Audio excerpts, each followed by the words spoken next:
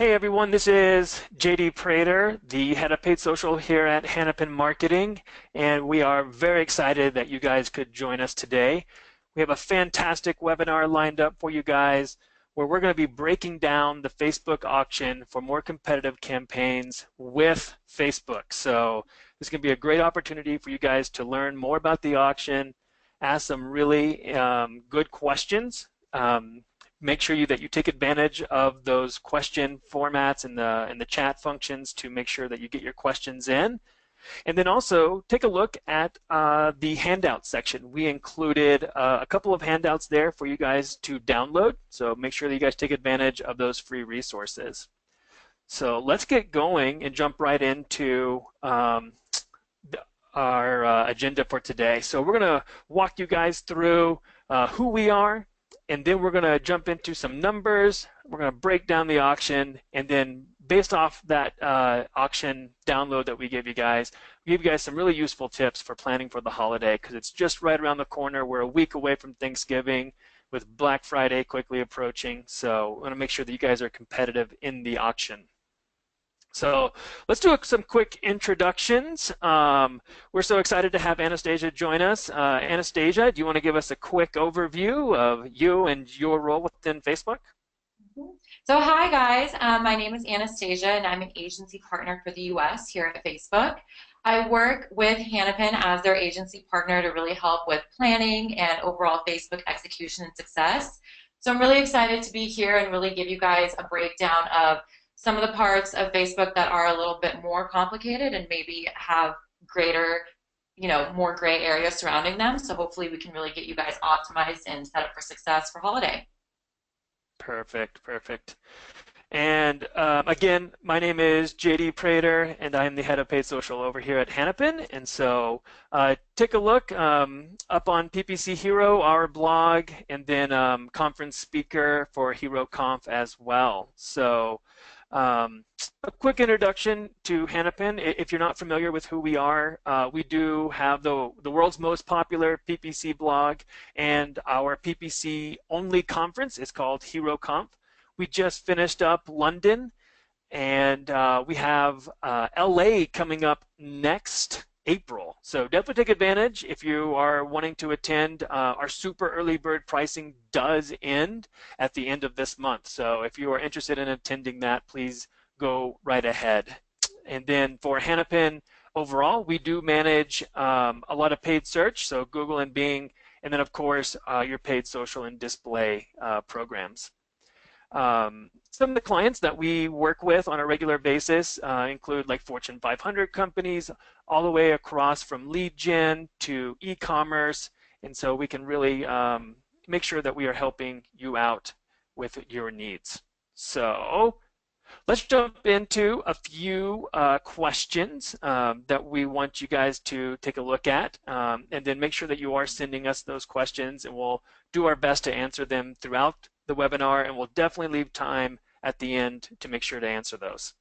But our first poll question that we have for you guys is, how long have you been in PPC?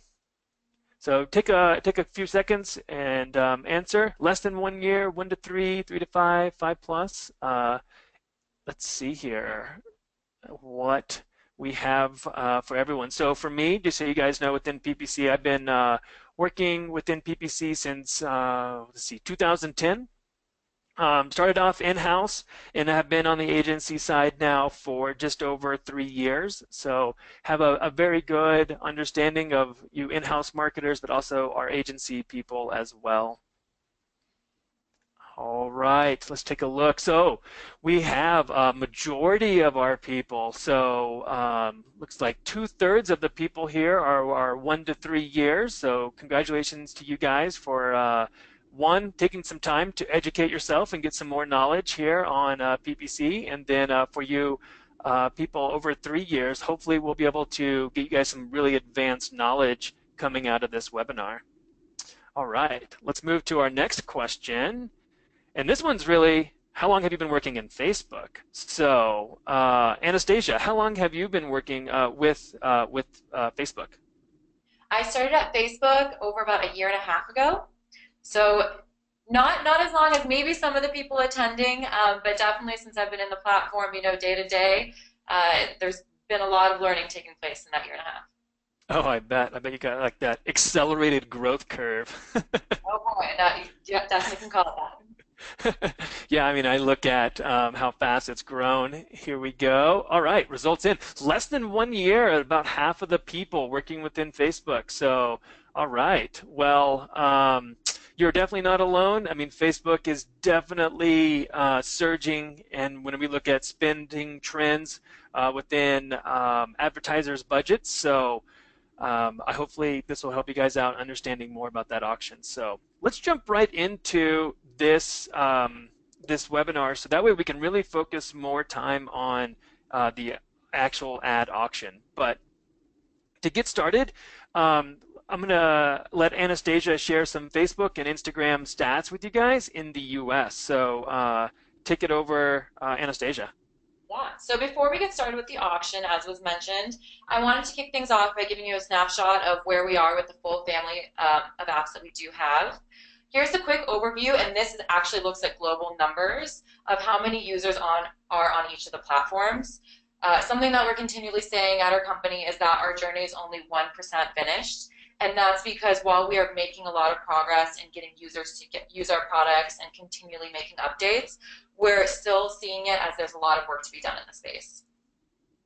Very cool. I mean, massive numbers. If you guys haven't checked out the App Store, I mean, you realize that these are four of like the top 10 apps in the store right now. So very impressive to see all of this. And then as we kind of zero in on the United States, Facebook in the US spans to 77% of internet users. So Great. massive number. Yeah. Yeah. And then if you actually look at the mobile users specifically, we have about 145 million users accessing it on mobile daily. And it's really become the center of discovery for users and a way to reach audiences where they are the most and on the platform that they're using it the most. So again, huge, huge numbers, and it really shows the power that our apps have on usage, especially within the mobile space. Yeah. Our second biggest product outside of just Facebook is Instagram. And when you look at Instagram, it's grown to a community of over 500 million users, 80% of which actually live outside of the US. And with that, about 95 million photos and videos are posted to Instagram each day, showing that it's not only the second largest social network in comparison to Facebook, but it's actually the largest growing social platform. So again, huge numbers. And then when you look at how Instagram is actually used, it's a platform for visual storytelling and a place for people to come, discover items, discover products, and really get inspired.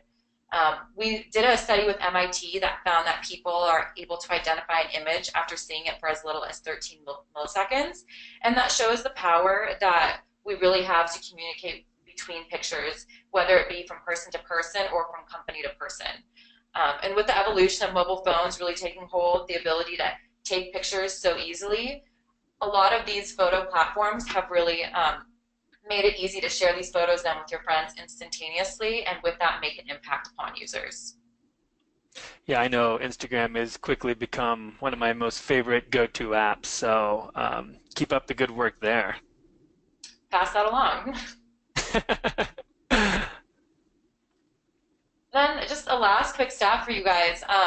Looking at Facebook and Instagram together, people are spending about 20% of their time on mobile in these two apps alone, which accounts for about 1 in every 5 minutes. And that's huge. I mean, it really does show you the true impact that these two apps have within just our full family of what we own. And again, just looking at overall the amount of people that we have in the United States using these apps on a daily basis, and even looking at it on a minute by minute breakdown. It's absolutely insane. I mean, like 20% of all of our time on my mobile phone is between these two apps. So it's definitely going to be a really great way for us to take advantage and to make sure that we are hitting those users that we are trying to attract. So that being said, let's make sure that we are leveraging these channels in the right way. by understanding a little bit more of the ad auction. So um, for those of you guys who have ever worked within like AdWords or Bing, you guys probably have a pretty good understanding of how that auction works. But Facebook's auction is not the same, and it doesn't work the same. And if you try to use the same kind of tactics, it really may backfire on you. So I'm so happy that Anastasia is going to walk us through a lot of what we can expect and where this auction and how you can take advantage of some of this stuff. So let me go ahead and kick it over to her and have her explain to us how this auction is different. So again, reiterating that our ads auction is different and it is complicated, but hopefully by breaking it down into specific segments, I can help you overcome some of the difficulties that arise, especially during high competition periods such as Q4. If you look at the total amount of people, I mean, as I mentioned in the stats, there are over 1 million people combined on Facebook, Instagram, and the publishers within Audience Network, and millions of advertisers wanting to connect with them. So it's how do we take the ads that are being programmed into the system and then delivering them to the right user at the right time, and then also at the same time providing value to the advertiser who is investing in the platform and wanting to get these ads shown. JD, if you skip ahead Yeah. to Oh, the next slide. yeah, okay. I can do Yeah. that. So this graph will just give you a quick snapshot of the competition that we hold in the Facebook newsfeed. I mean, breaking down each user singularly, we have about 1,500 pieces of content eligible for them to be shown, and about 300 of those pieces are actually shown to the user. And this isn't only solidified to our channel alone. This is looking at every single media outlet. I mean, so many new companies are popping up consistently that it's how do we get our content heard and our content seen by the people that we want it to be seen by, so there can be an impact made on our business. Yeah, this one was something that I definitely caught my eye. And as we think about the auction, like when you log in to Facebook, there are like 1,500 pieces of content that could possibly be shown in your news feed. And they're only picking like 300. Like, how do you make sure that your ad is one of those 300? So that is absolutely insane to me when we think about it. Again, So, highlighting the oh, number of people that are on the platform, but then if we go ahead and skip along to the next slide, so rather than showing every ad to each targeted individual, we have an ads auction that determines what ads to show to create the most value for users and the advertisers. When breaking down the auction, there are several segments then that we can look at to see, are we fulfilling each of these prerequisites to make sure that we're staying competitive and we're being shown. Moving into the next slide, this will show you the components that go into determining those separate things. So to maximize ad delivery, you have to look at one, setting a bid for your desired outcome. That is actually the bid that you put into the system, that you say, this is how much I want to go ahead and bid for this ad to be shown for each user. And that is weighted by the second part of the action, which is the estimated action rate. What that means is that Facebook is going to look at, are people going to be completing the action that you want them to take? Be that a conversion, a reach objective, people visiting in store after seeing your ad. And then that last section is relevancy and quality. This is looking at what creative are you putting out there for your users, and are the audiences targeted actually,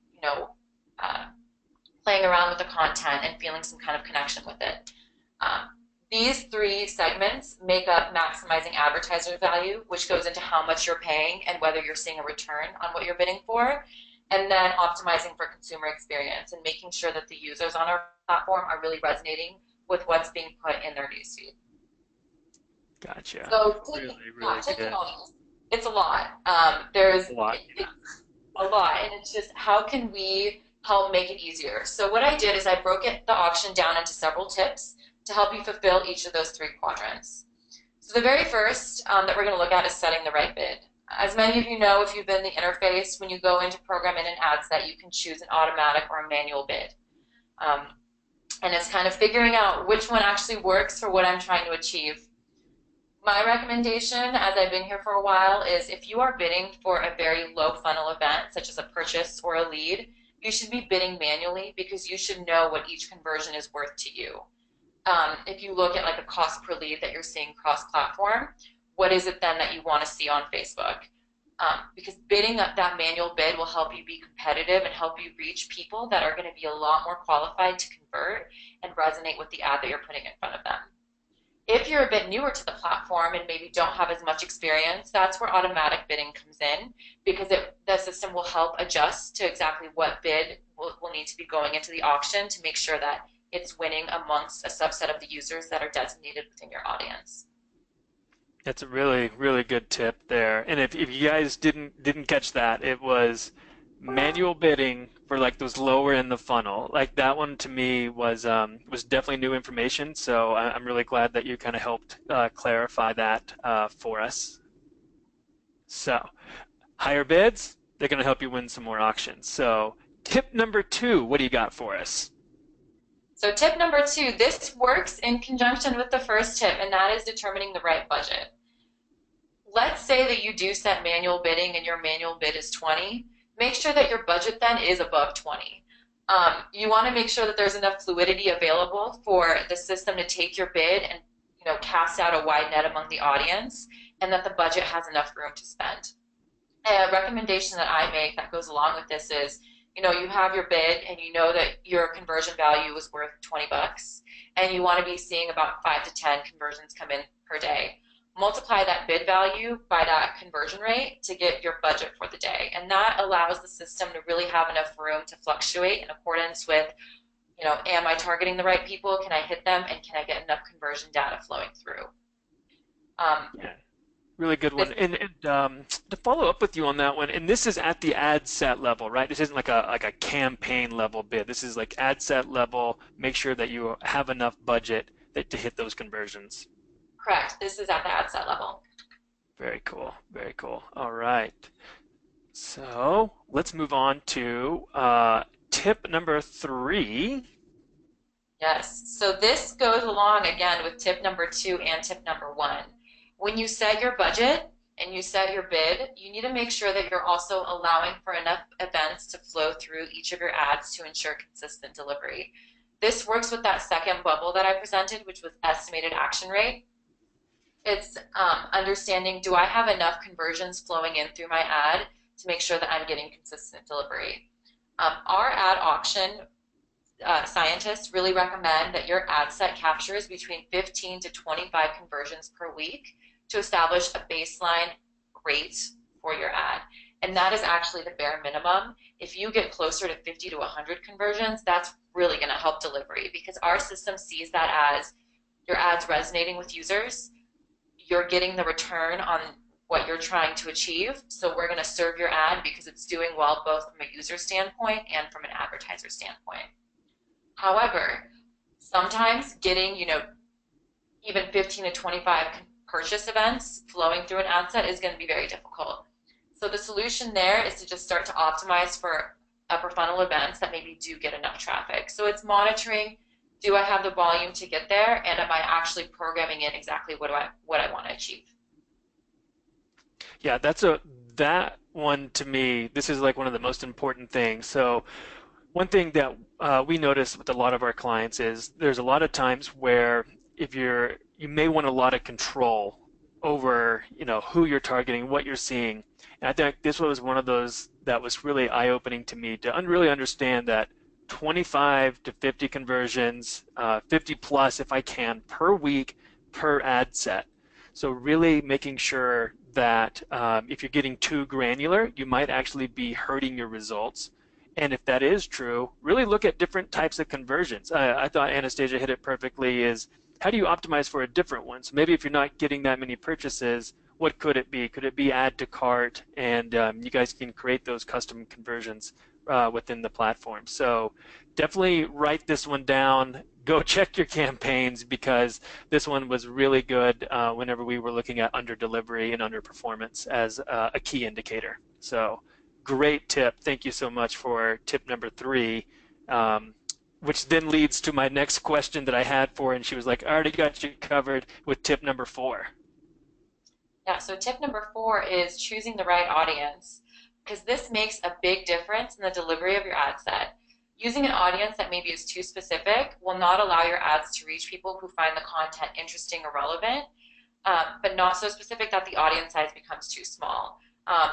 Too small of audience size really prevents your ad from going into the auction and being able to cast a wide blanket to be, to be able to reach more people in case that you're not converting enough with that small subset. You have a higher chance of converting if you spread your audience a little bit larger, but continue to stay relevant. And there are a couple ways to choose the right audience. We do have a couple tips Yeah. of ways to program that in. And it goes with really understanding the consumer journey. So at Facebook, we talk about the funnel, right? First touch point is generating demand, making people aware of your product. The second is delivering relevant content based on previous behavior, driving sales. And the third part is purchasers and really driving that loyalty with your target audience.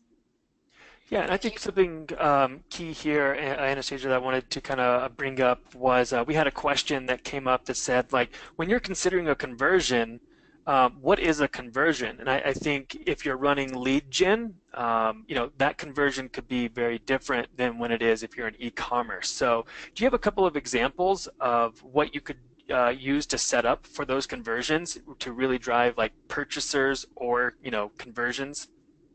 No, definitely. So for ecom, you hit it on the nail. Definitely, most e-commerce sites are looking at purchase. If you're an education client, you're going to be looking at a lead. Um, let's see, if you're a financial services client, you also could be looking for a lead or someone to just submit information so then that company can then follow up with them to see if they can actually get them enrolled in a program. So it is very specific by vertical. For retail, for example, maybe that don't have strong e-commerce sites, for them, it just might be optimizing for reach. And we've recently started rolling out products such as getting people to go in stores after they see your ad. So again, very dependent on vertical and what it is that your business wants to achieve from their consumer. But what we see most commonly is either a lead or a purchase event. Yeah, thank you for that. Of course. So shifting back into the funnel, if we look at the funnel based on the different solutions that we have for targeting users, for generating demand, what we have available is lookalike or interest/behavior targeting. When you move down into the sales section, targeting either non-website visitors, which means people that have engaged with your content, be that through lead ads or Canvas ads, or retargeting website visitors, people who have gone to your site, browsed it, and maybe taken some action on it. And then lastly is using CRM data. How can you take people that are already loyal to your company and get them to engage with your content again, be that through a new sale that you have or a new product line that's coming up. Yeah, and I think one thing that's really cool with this too is if you set this up correctly with the right kind of like exclusions with your targeting, you can almost automate all of this, with a really good campaign setup. So look at your structure as well whenever you're doing this because it's going to really help out to make sure there's no audience overlapping. So you guys continue on here with some LTVs for us. So with the CRM data, something else that I want to touch on with that is that you can really break that up into high lifetime value and low lifetime value. I think during holiday, your loyalty segment is invaluable. Not only will they rebuy for themselves, but most likely they'll be buying gifts for friends and family, which will then bring more people into your brand and interacting with your brand. With your loyalty segment, that high lifetime value is going to be great. Some brands see a big spike for clients who purchase more than once. Some clients sell value packs versus buying a single item during holiday to really get these segments engaged. We can take into account, spend, frequency, and ultimately figure out what threshold is it that differentiates the typical customer from a great customer. And that's you guys as the advertisers really taking a step back and saying, what's the cream of the crop for our customers? Is it a spend threshold? Is it going to be a repeat purchase behavior that we're looking for? And utilizing these segments during holiday to continue to drive those sales and continue to drive that loyalty.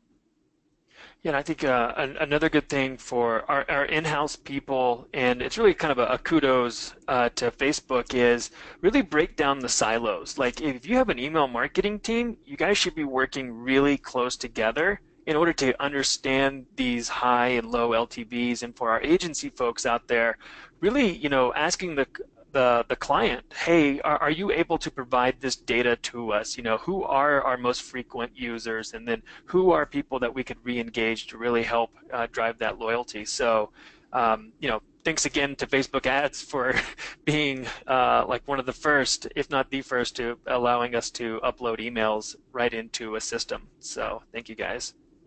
Well, thank you for all the compliments today. You're making Thursday wonderful. This is head of paid social slash Facebook. Yeah, love it. Well, I guess segmenting, moving on to the next slide. Facebook does offer many different types of targeting, as I just said, and this will kind of highlight some of those products that I talked about. So the very first one is lookalike audiences, which enable you to find more people who look like your best customers. If you actually take that high value customer and that low value customer, you can find people who look exactly like them by building a lookalike. For someone like Nordstrom, maybe it's looking at people who have shopped in the last 3 months and finding people like that. People who have a lifetime spend at Lowe's, for example, of over 50,000, or people who are loyalty members of a mailing list that actually those users are invaluable to you and you want to continue to find people who demonstrate very, very similar characteristics to those users. And another compliment to Facebook. If you're not running lookalike audiences, please build those out. We have been able to scale performance for our clients using those lookalike audiences and being able to give it the data that we're wanting to copy and find those lookalikes is really key. But definitely give that a try. And that's to kind of offset the actual like standard audiences. So walk us through some of those standard audiences that you guys have. So if you click one more time, they'll start to filter in by some of the things that you can add on for general targeting.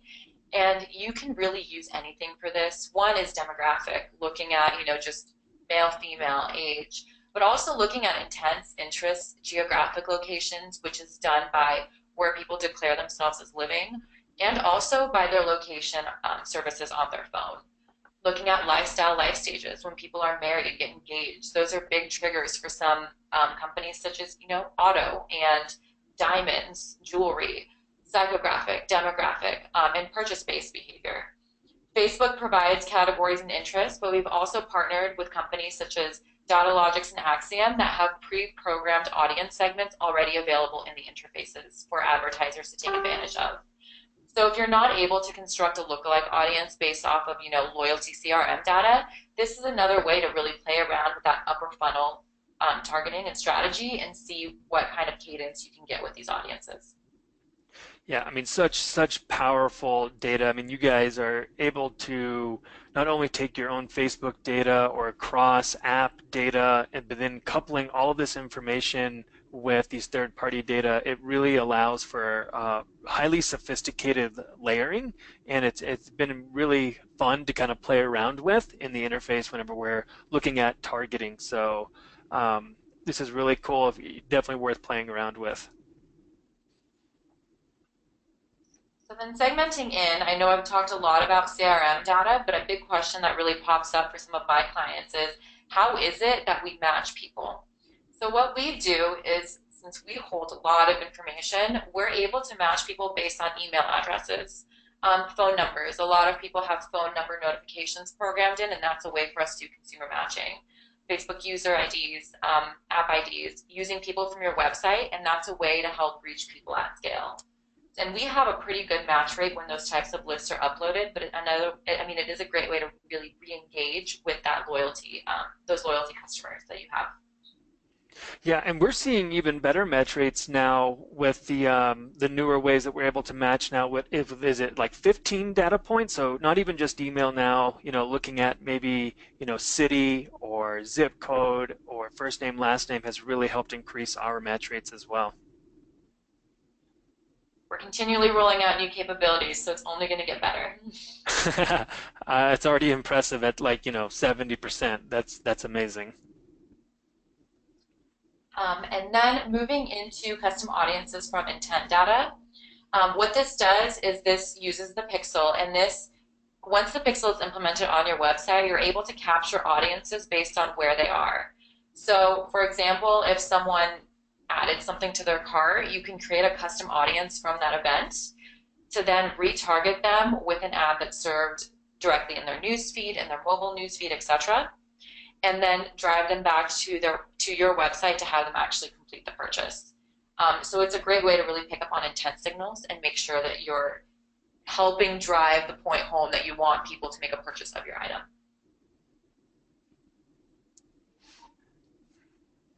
Back. There we go. So there's a couple ways that we can segment out website visitors. One's with intent, one's looking at recency, and then another way is through product sets, and that's with dynamic ads. When you do dynamic ads, it really does, again, take into intent and recency, so I won't go too much into that segment. But if we go ahead and just shift into intent, this looks at what actions did the person take on my website. Did they make it to my homepage and bounce? Did they make it to a category page? Did they get curious and maybe look around at a specific product or maybe add to cart and not purchase? I think every advertiser thinks about these audiences very differently, and you should communicate to each of these audiences differently because their intent is it differs based on if it was a category or an add to cart. If I added a pair of leggings to my cart, for example, just sending me an ad to remind me to go look is different than someone who goes to a home page that shows lower intent because you may still need to convince them to actually dive further into the funnel. So this is Exactly. one way to really segment out intent signals. Yeah, and I think even like for lead gen, you guys can do the exact same thing. Your add to cart might be look a little bit different. That could be like a different like form fill, and a purchase could be like completing that form fill.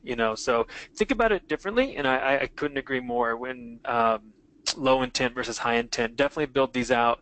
Um, One thing that we've noticed, a lot of our clients, they just build out the add to cart, and it's like, oh, but you also forgot, these pages. So definitely make sure you're building out those custom audiences. And then the next factor is looking at recency, and that's based on website traffic. It really takes some time for you to understand, where is the consumer drop off for my website. For some advertisers, it may be that within the first 10 days, that's the best time to capture that audience. The intent's going to stay there for 10 days, so you really need to make sure that you're targeting within that time span. For some clients that maybe sell higher ticket items, it could extend out to 14 days, so you have a longer window to play with. So it's really just understanding, where consumers are on your website and, what kind of actions they take. But I think figuring out recency is key to retargeting, especially if you're looking at add to cart. Where is the consumer drop off? And then how much time do you have to re-engage with that customer before they're not actually a potential customer anymore? Great. Anastasia, we had a really good question come in. Wanted to kind of pick this one up. And the question is, would you use custom conversions to measure intent, or would you need to use like a standard conversion? No, I think that's a great question. So custom conversions, the reason that we have those implemented is if, for example, you can't use a standard event to fit the way that your website functions, if you don't fall primarily into e-commerce or maybe education, you can definitely still use custom conversions to measure intent, but it really relies on you understanding what does that custom conversion mean based on how each of those users is navigating my website. Because you can have a custom conversion that's equivalent to add to cart, and then that's definitely showing high intent. But that's up to you to understand and decide, and then optimize for that behavior. Yeah, good answer, good answer. And to also reiterate, the last slide was really around building the custom audiences. So again, that was audience based versus like conversion based. Just want to make sure that that was clear for whoever asked that question. But let's move on to our tip number 5, around some overlap. So I guess segmenting back into the tips, another one that I find to be extremely important with under delivery is to be mindful of overlap. What a lot of people may not know is that we do have frequency caps down to the page level that you're advertising for. On Facebook, that's an ad shown 4 times to one user from the page, and then you're allowed one more time on Instagram. It gives your ad an opportunity to be shown 5 times, but you also really do want to control frequency levels so you're not bombarding that same user with ads, especially if they're not taking an action. Um, with overlap, what happens is if you have high overlap between ad sets or different campaigns, is each ad, as was mentioned, accumulates one bid that goes into auction. If there is overlap, those ads within that same ad account are all going to go into an auction against each other before they actually go into the big auction against other retailers. So you're really competing against yourself first before allowing your ads to be shown. If you segment out your audiences, you're allowing your ads to really go straight into the auction without having to compete against themselves first. So one, it saves an extra step, and two, it really helps ads in general. If they're not competing against each other and having one ad lower the score of another, it's helping you overall, and really getting that delivery. Yeah, and you guys offer an overlap tool, so make sure that you're checking those audiences against each other to really understand that overlap between those before you start setting up all these ad sets. So great tip there, great tip. Tip number 6. Tip number 6. So we have, as mentioned, we have so many different platforms available at this point. Instagram, Facebook desktop, Facebook mobile, Audience Network, which is a newer placement. Um, the reason that I suggest going and programming in use all placements possible is because what you're doing is you're allowing your budget to fluidly move between every platform and understand, user A, where are they most likely to achieve the action that you want this ad to do, and where is it going to be most cost effective to reach them.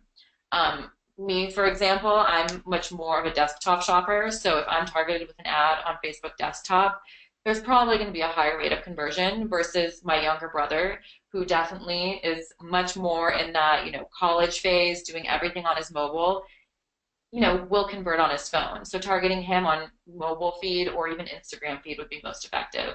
By allowing the system to really determine user behavior and then place your ad, you're going to be getting the most bang for your buck that way. Gotcha, gotcha. So if you guys have created any kind of new ads recently, you notice that it definitely defaults to the automatic, which is all placements. Do you have any recommendations or suggestions on when you think that we should break out Instagram?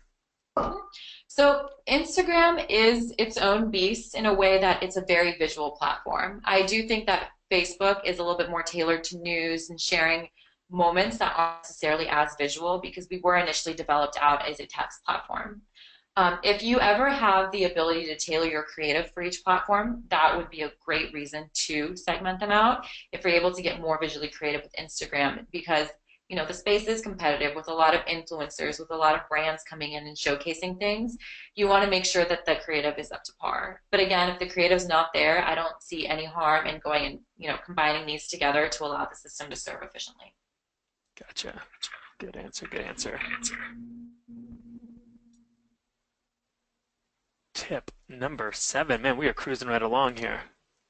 So tip number 7, a recent change that we made, and I'm not sure how many of you maybe heard about the release, is because so much time for our apps is spent on mobile, we have placed a lot of importance on making sure that mobile website loading time is, fast, it's delivering the best user experience, not only for the people seeing your ad, but also you.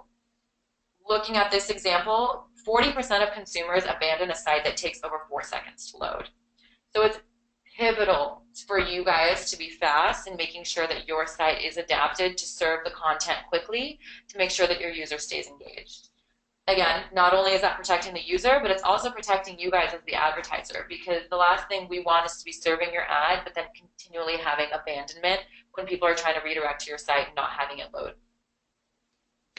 Very cool. Tip number 8, and this is one that I have noticed people not paying attention to enough. So talk to us about relevancy and feedback. So relevance and feedback, this is that third circle that was presented in the equation. What this does is this focuses on user experience and how people are reacting to your ad. It is extremely important to make sure that relevance score is high. And relevance score, as mentioned, is combined of making sure your audiences are on point and two, making sure that you have good creative that's resonating with users. Um, Relevance score is made up of positive and negative feedback. I know that sometimes that gets a little bit confusing. What positive feedback means is that users are going in, they're looking at your ad, they're clicking like, they're reacting to it somehow, or they're completing the action that was programmed in for the ad. Negative feedback is a little bit more, straightforward. It's if people are Xing out of your ad, if your ad is being reported as spam, and because those reasons are very intent-based, people are actually taking the time to either exit out or report it. Negative feedback is weighted more heavily than positive feedback when compiling your relevance score. Yeah, so a question that we've been asked a lot by our clients is the negative feedback. Does that include negative comments on your ad?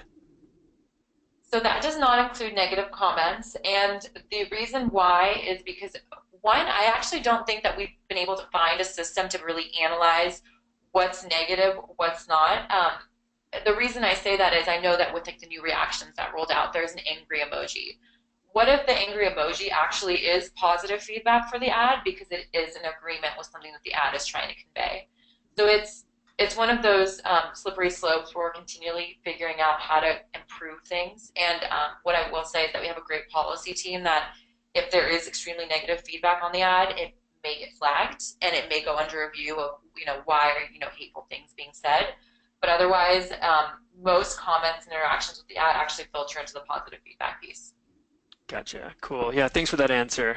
I'm sure maybe some other people may have been asked that before too. Hopefully that helped answer your guys' questions. And then bringing us back full circle here within the competition and how much content is out there. So going back to this again, looking at the auction, we have about 1,500 pieces of content that's eligible for people's news feeds when they sign in, and only 300 of those are displayed. The one thing that I will say, since we just talked about relevance score, is that even if your ad does get served, knowing the competition, knowing that on newsfeed and Instagram, not only are you as the advertiser competing with other advertisers, you're also competing with users' family. You're competing with their friends. You're competing with celebrities, other influencers that are posting a lot of organic content. So it is pivotal to make sure that your creative is engaging. It's something that's going to be thumb stopping, and it's also not going to create a distraction within newsfeed. I know that when I go on my Facebook or my Instagram and I'm scrolling through, marriage announcements, job announcements, etc., from my friends, the last thing I want is, an ad just popping up in the middle and interrupting that experience. But if the ad's well done, if it's something that captures my attention, and if it's relevant to me as a consumer, I don't have as negative feedback towards it.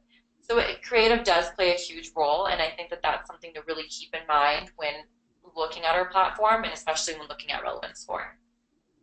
Yeah, I think you hit it like right on the head there. It's we all experience this. We've all been there, and it's really asking yourself when you're creating your own ads, would I stop?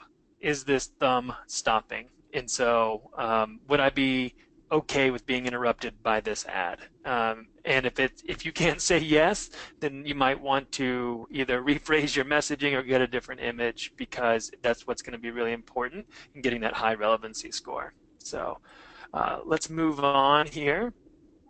And Uh, actually, even to that point, this next slide, I think it's important to remember that search isn't the natural point of entry on mobile, nor is it really on Facebook. Our platform really operates on the push model where we're pushing these advertisements into people's news feeds for discovery majority of the time. Search, on the other hand, when you go into Google, you're searching for a topic that is very intent based. Most people know what it is that they want to see, whereas on our platforms, people expect to discover things just for them, and it's tailored.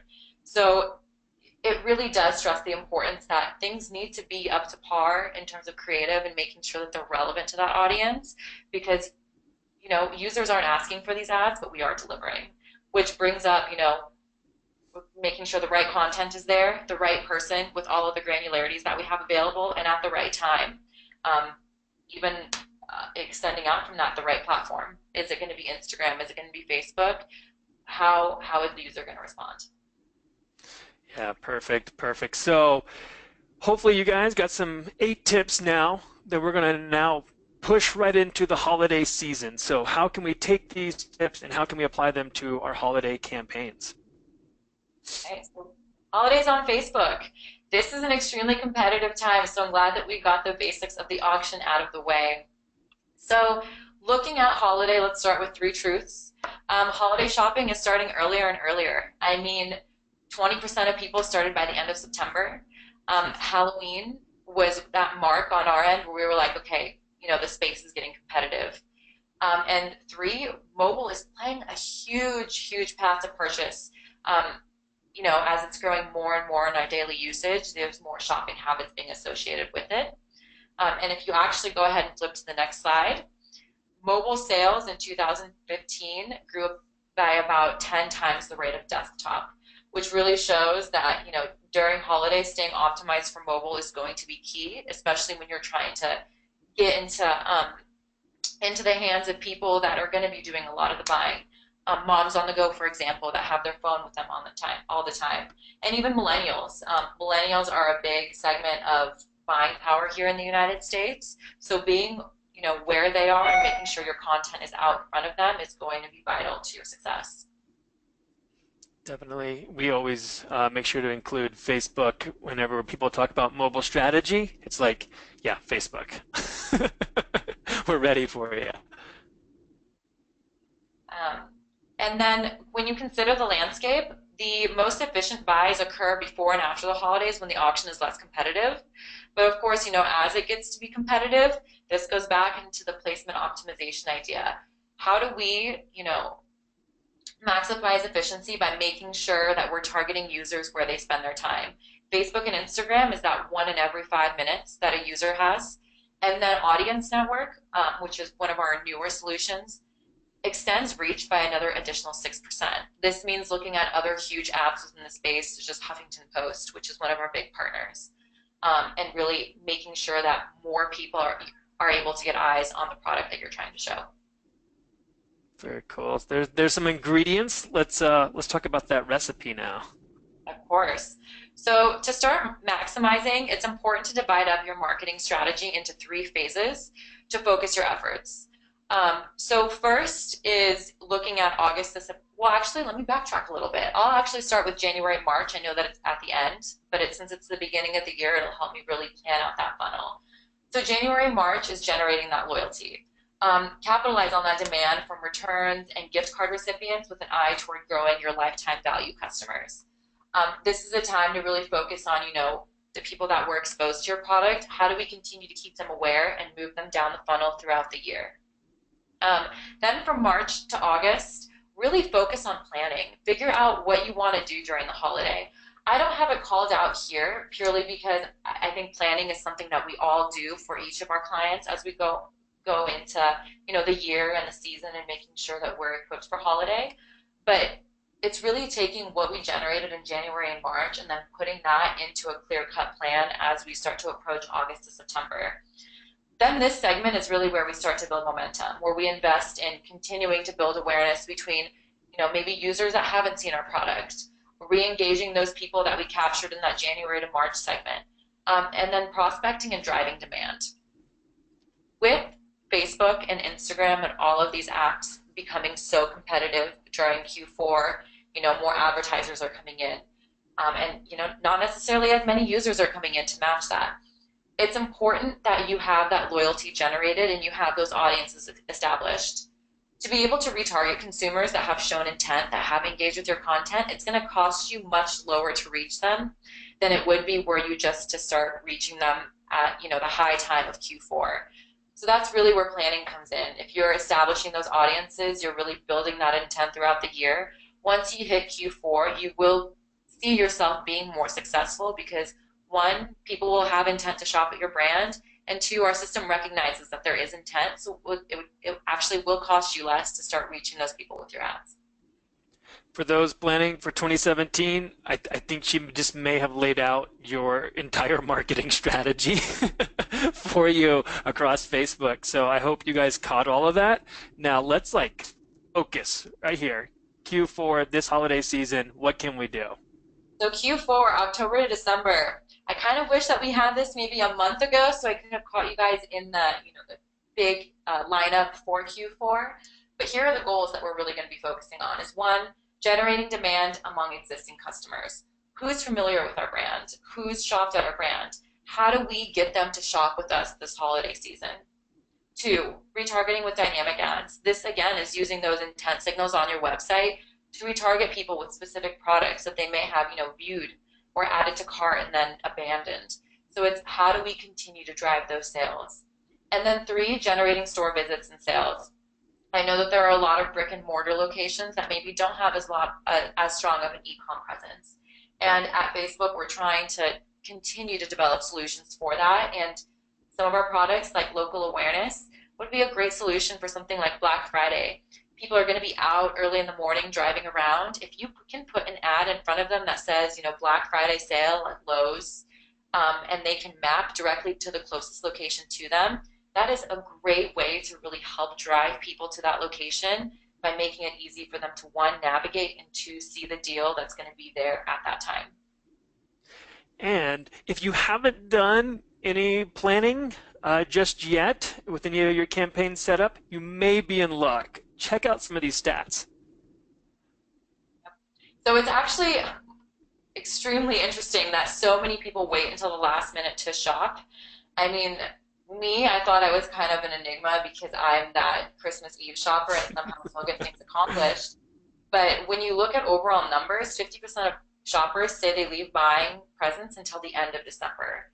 And that goes for you men, shopping December 11th to 31st. I actually heard talk around the pod earlier in Q4 where people are like, very last day of shipping, things are going to get pretty quiet on the floor. And when you look at these stats, it really shouldn't get quiet, right? Because people are going to continue to shop even when the shipping cutoff happens. That means making sure that, one, ads are still being shown because they can help produce sales, be that either online or actually, telling people that, hey, this product is available and maybe you can go pick it up in store near your house at this time. So it is pivotal to continue to put your message out there for users through the end of December. But I mean, people are still shopping. I thought this was a really good slide that you had here. So in Q4, again, we see a big spike in overall shopping habits that happen. And if you actually click to the next slide, it'll break down each of these big spikes that you see. November 18th is one big hump, but then as you approach Black Friday, you do see a spike. And this is looking just on Facebook alone.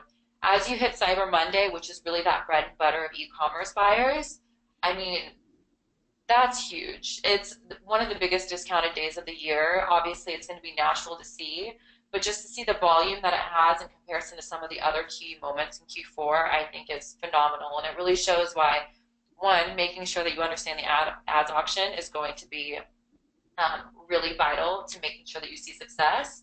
But then two, just be out there, make sure that your content is well represented, that you do have those thumb-stopping moments, especially because that spike also means that there is going to be a lot of competition in that feed.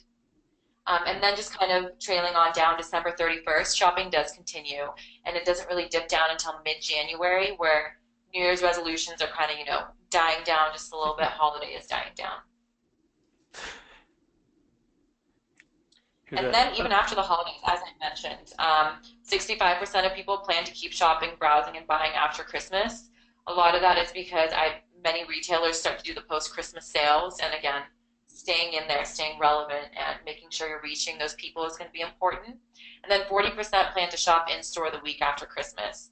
So that means looking at other solutions, maybe instead of optimizing for your website, looking at things to help drive people to your location, making it easy for them to map that location and find it on their phones.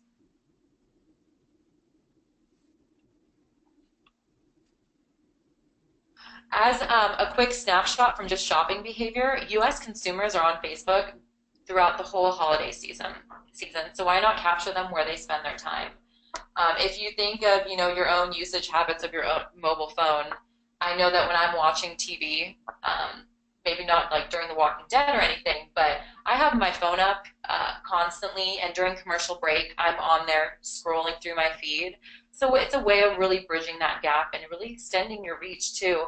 I mean, TV advertisements are great. I think you can get very creative, but it's how do you maybe take that attention deficit that's starting to happen with the penetration of mobile phones and really put your message in front of users if they're maybe not paying attention to one channel but maybe on another. Um, so it's really capturing, where users are, especially with the large volume of content being posted on Facebook throughout the year or throughout the holidays. So going back to my funnel, which I've loved throughout this presentation, it's there are a lot of steps: generating awareness, generating demand, the acquisition or the purchase, and then it's establishing loyalty. And you can look at this when planning for holiday too. Awareness to generating demand can be done like towards the beginning of Q4, maybe even Q3. But then looking at holiday, that acquisition, that transaction, how do we really maximize sales during this time? And that's by making sure that we're able to plan effectively and establish those audiences from the get-go to make sure that one, intent is there, and two, we're able to target our loyalty consumers at a cheaper cost. And then, circling around for the beginning of the year, getting that loyalty. How do we continue to build out a consumer segment that we can then take for next holiday season to really maximize upon sales again?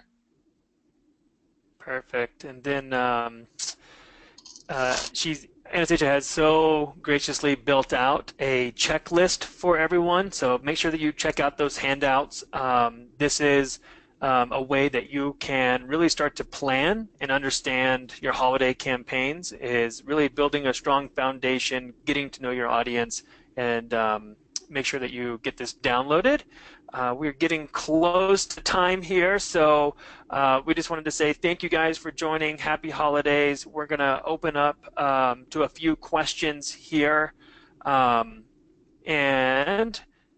we have a quick poll question for you guys, and then we'll open it up and start answering some questions. So the offer is, would you like an account analysis from Hennepin? So if you're spending over $15,000 in Facebook, and by the experts, it's probably going to be me and maybe even Anastasia. So if you want us to take a look at your account and get it audited, please feel free to select yes. And then it really is for in-house people, agency.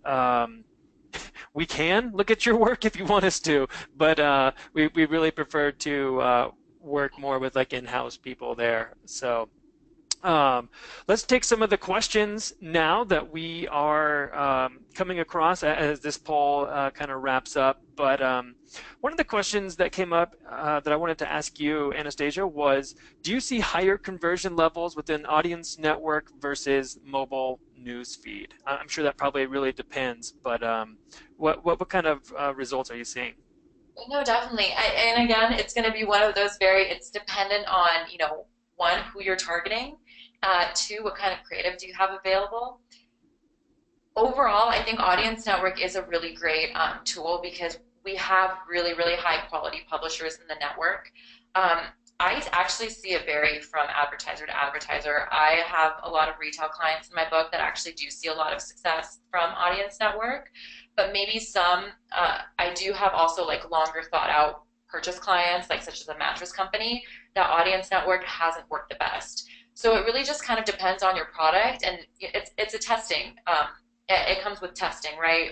Really figuring out the audience that you're targeting and whether or not they resonate on Audience Network. But our publishers within that are phenomenal, and Huffington Post is just one example of one of those publishers that, content is great, so being able to extend your reach out there is a really great solution. Cool. Another question that someone had was around language targeting and how you determine that. Is that based on a browser setting, or is that based on something else? A lot of that is based on signals that we get from the internet and the location of where the user is at that time, or also what they set their language to, in Facebook and on their browser. It's a combination of each. Usually if you're in a different country, be it for like a Spanish speaking country, we'll pick up on that IP address that you are in a country where the dominant language is something else, but you can also toggle to choose between it. So language targeting is based on, again, what people set in their geographic location. Cool. All right. Well, we are pretty much at time right now. So if you guys have any further questions that we didn't get to, please reach out. You guys can email us specifically at Hennepin at marketing at hennepinmarketing.com. And then if you have any Facebook questions, please feel free to visit their resource center. They have done a fantastic job of laying out a lot of questions and answers for you guys there. So thank you guys so much for attending. We hope you guys got a lot of really good value out of this and you have a better understanding of the ad auction and how you can be competitive this holiday season. Thank you. Thanks, guys.